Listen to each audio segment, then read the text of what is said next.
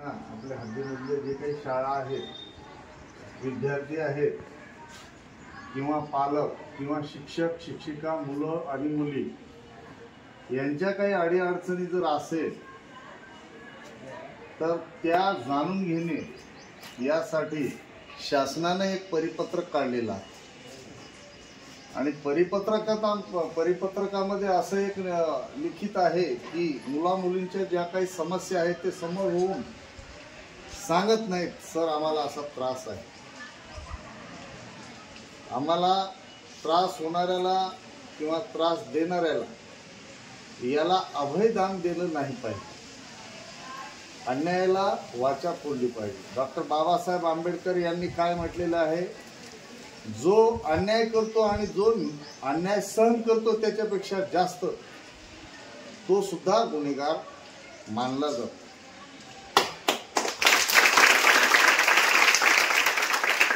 म्हणून आपण विद्यार्थी मित्र आणि विद्यार्थी मैत्रिणींनो, आपल्याला एक सांगणं आहे की तुम्हाला शाळेमध्ये किंवा शाळेच्या इतर बाहेर म्हणजे जीवनामध्ये किंवा बाहेरच्या परिसरामध्ये तुम्हाला जर कोणी त्रास देत असतील, मुलं असो मुली असो किंवा इतर कोणी बाहेरच्या परिसरामध्ये राहणारे याच्यामधले बाहेरचे मुलं असतील किंवा आपल्या यांना त्रास होईल असं काही आपण ज्या गोष्टी काही बोलायचं येत नाही ते आपल्या शिक्षकांना सांगता येत नाही किंवा महिला शिक्षकांनाही सांगता येत नाही, अशा काही गोष्टी असतात की आईवडिलांपर्यंत पोहोचून सांगायला लाज वाटत असते, त्यावेळेस आम्ही आमचे पोलीस मित्र म्हणून आम्ही तुम्हाला सख्या बापाच्या पलीकडे तुम्हाला आश्रय देणारे आणि हिंमत देणारे हे आम्ही पोलीस बल आहेत आपल्याला। तर तुम्ही न घाबरता किंवा काही न कुणाला न हे भीता की आमच्याशी डायल 112ला कॉल करा, डायल 112ला कॉल करा आणि मदत, पोलीस मदत हवी आहे म्हणून एवढंच म्हणा, तुमचं नाव सांगा आणि तुम्हाला पोलीस मदत मिळून जाईल। विनाकारण कोणीही डायल 112ला कॉल करून त्यांच्याशीही मजाक वगैरे करता कामा नये, कारण ते अतिमहत्वाचे कामं असतात। कुणावर जर अन्याय होत असेल तर त्यांना तो अन्याय दूर करण्यासाठी आम्ही त्यांच्या तत्पर सेवेत 24 तास आफ्टर 24 आवर्स त्यांच्या सेवेसाठी आहोत। तर असं काही करू नका, तुम्हाला जर कदाचित तुम्हाला पोलीस मदत हवी आहे असं वाटलं तरच कॉल करा। कारण तुम्हाला भीती वाटते, पहिली दुसरीतले कोण बसले का नाही तुम्ही सांग, पोलीस साहेब आले म्हणल्याबरोबर थोडं पाठीमागं जाऊन बसले, कारण तुम्हाला त्या भरतीचीच भीती वाटते नाही की नाही। कारण तशी लहानपणापासून तुमच्या मनामध्ये आईवडिलांनी भीती ठेवलेली असते, मनात निर्माण केलेली असते। मला वाटतं की साहेबांच्या बोलण्यामुळे तुमच्या मनात भीती, पोलिसांबद्दलची भीती दूर गेली, गेली का नाही, गेली ना? हा, त्यांनीच म्हणून नाही, त्यांच्यासारखे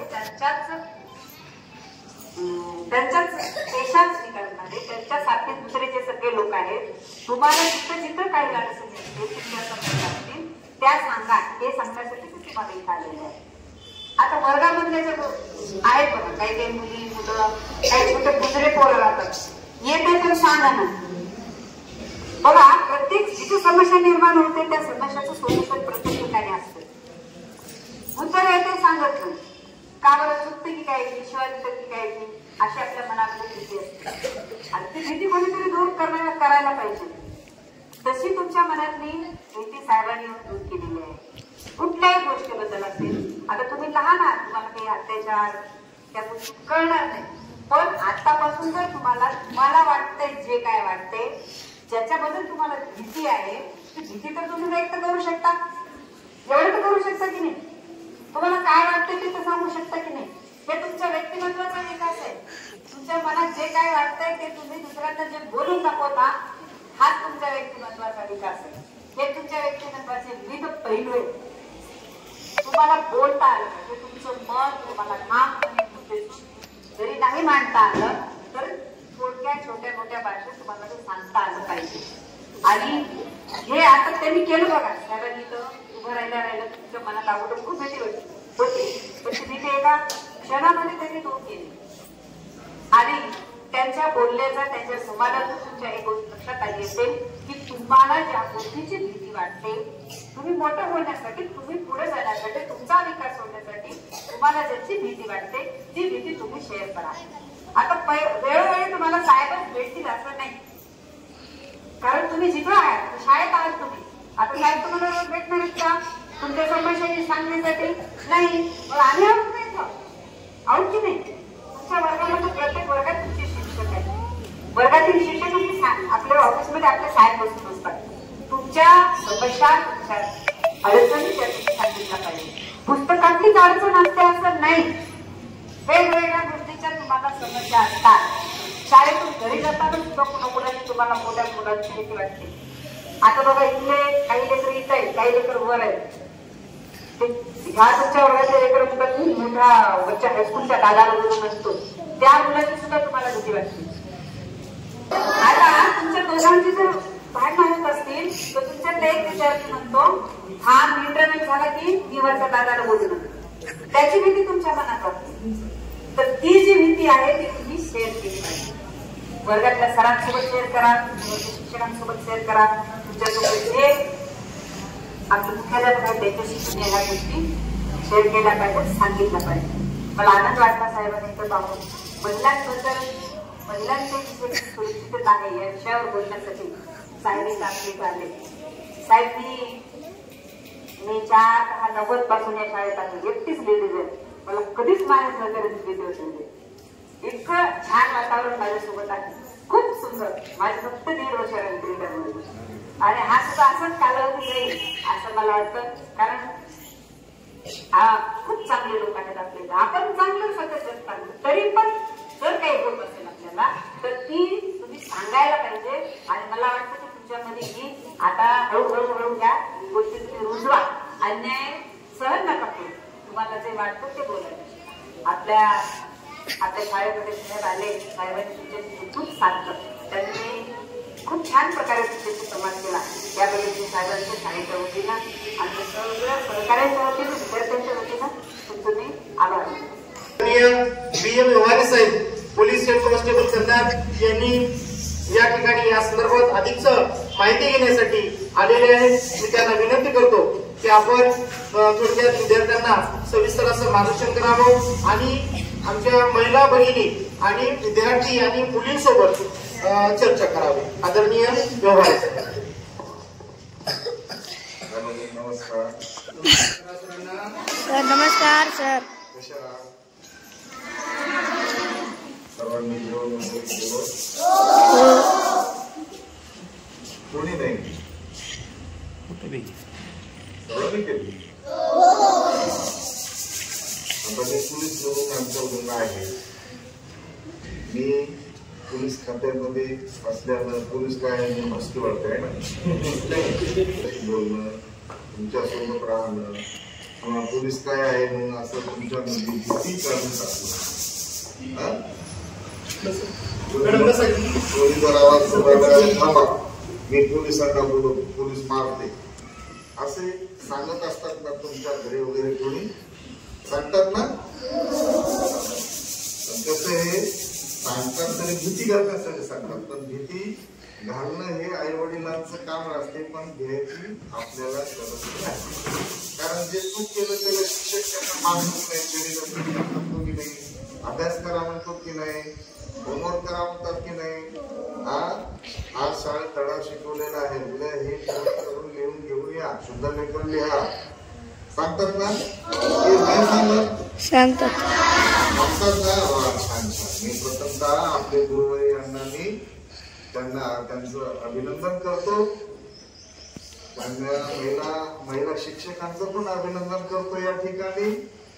आणि आपल्या काही जरी समस्या असेल किंवा तुम्हाला जर लहान मुलांना बाळांना कोणी त्रास देत असेल किंवा बाहेरचे किंवा घरामधल्या व्यक्तीविषयी काही तुम्हाला कोणी तुम्हाला तुमच्या मनाच्या विरुद्ध जाऊन मारत असतील किंवा काही तुम्हाला जरी त्रास देत असेल, असं कोणी आहे का तुमच्या इकडे कुणाला द्या तुम्हाला त्रास देत असतील अशी व्यक्ती कोणी आहेत का?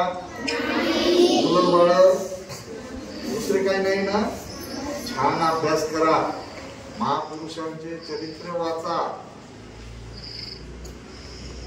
महापुरुषाचे चरित्र वाचता तुम्ही पण शिका चांगलं, आई वडिलांची सेवा करा, त्यांनी सांगितलेल्या मार्गाने चला, शिक्षकांनी सांगितलेल्या मार्गाने त्यांनी सांगितल्याप्रमाणे अभ्यास करा आणि तुम्ही छान पैकी खेळा, हसत नागरत असं तुम्ही कधी करतात का याच्यामध्ये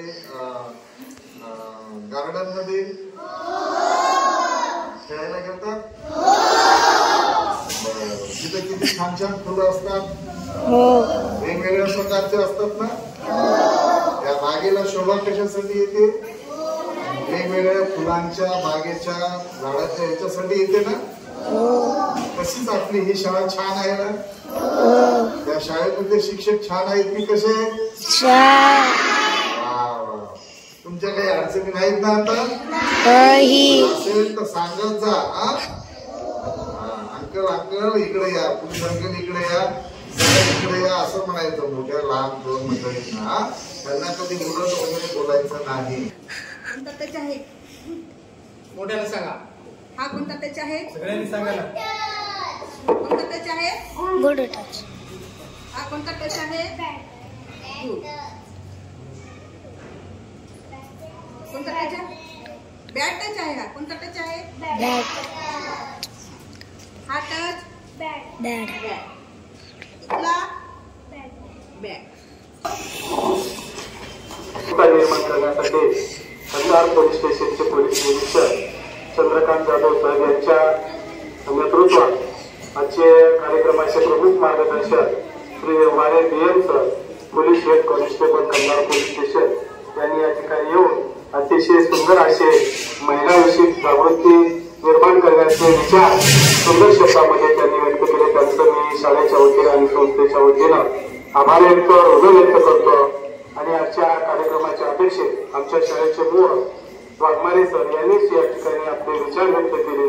त्याच्या आजच्या कार्यक्रमाचे प्रमुख पाहुणे सो काजली मॅडम यांनी महिलांविषयी जागृतीबाबत सुंदर असे विचार मांडले. त्यांचं या ठिकाणी मी मनपूर्वक आभार व्यक्त करतो, ऋण व्यक्त करतो.